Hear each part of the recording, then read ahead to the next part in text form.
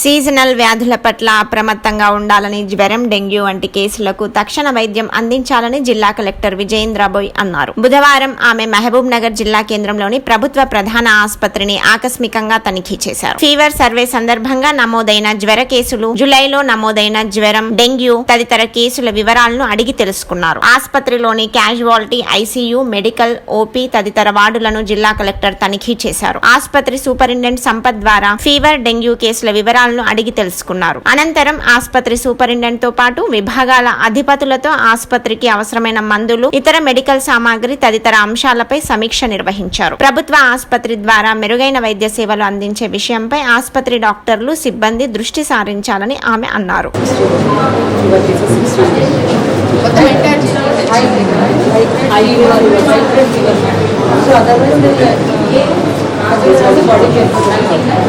Body pains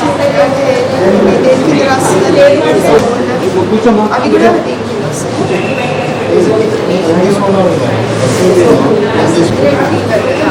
నార్మల్గా fever వచ్చి తగ్గి అలాంటివన్నీ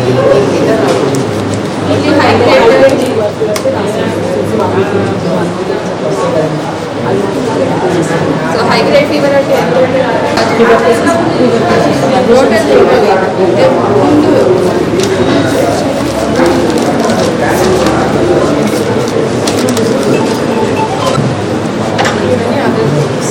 ఇవి డయేరియా కేసెస్.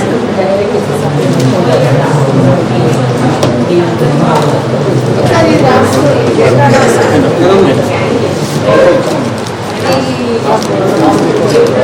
డే వైజ్ ఇచ్చారు. ఆగస్టు